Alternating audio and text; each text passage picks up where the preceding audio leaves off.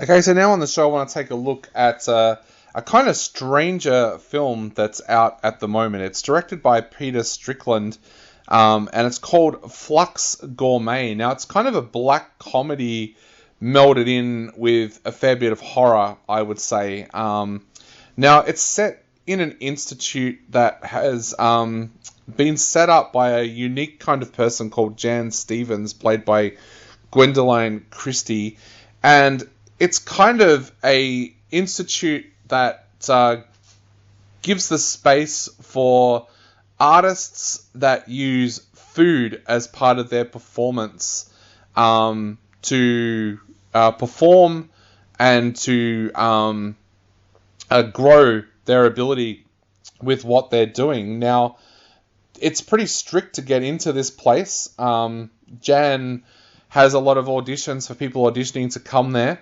And in this film, we see that one group has just come in to perform and to perform and learn, I should say. And what they do is they capture the sounds of food and food being processed, while the leader of the group, a person called LDL, played by Fatma Muhammad, performs in front, and some of the things that she can do is quite grotesque with her performance. Also making up her group is Lamina, played by Ariana Labed, and also a character played by Asa Butterfield. Now, all of this is told through the eyes of a writer who's been sent there to capture everything that's going on, but he's experiencing some stomach issues and he's convinced that he's going to die. And he's being treated by the very, very obscure and very weird Dr. Glock, played by Richard Bremer. Now, at the same time, this group that's performing there, they're falling apart as they fight each other. They can't even come up with a name. Jan's trying to do all she can to try and make their performance better, but Elle refuses to listen. And the result is a lot of fighting.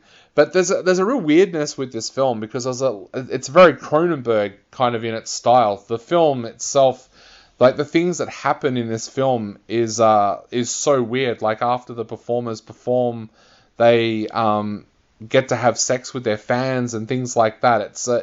It's a very, very obscure film. I get the feeling that Peter Strickland is making a commentary on a modern day art and modern day theatre, and what we consider art and what we consider good art and things like that. And that makes a pretty valid point. Like I walked away from this thinking some of the things that we call art these days, is it really art? And I think, yeah, that really spoke to me when I was watching this film.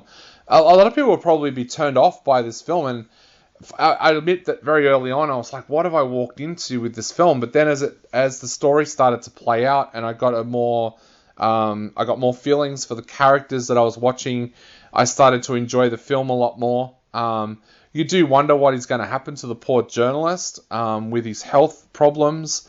But you also, I found myself drawn to some of the characters in this trio as well. And you keep on thinking, well, what's going to happen here? Billy Asa Butterfield's character is a character that you very quickly warm to, even though he's got some weird oddities about him. You kind of wonder what's going to happen with Jan as well. You've also got this suspense storyline of a group that she's rejected from coming to the Institute, keep on doing violent acts against the people that are there. So you've forever got that in mind as well of what is going to actually happen there. How's that going to play out? It's an interesting film. It's not a film for everybody, I will say that. But it is a film that, for the more serious film lover, you'll probably get something out of this film. Very odd, but I kind of enjoyed that. Very, very different to anything else I've seen this year. Some great acting performances in it as well. I thought that Asa Butterfield was very good. I thought Gwendoline Christie was very good. So if you kind of like obscure cinema, if you like the Cronenberg kind of cinema, I think you'll enjoy this one as well. Go along and check it out. I'm going to give it 3 out of 5.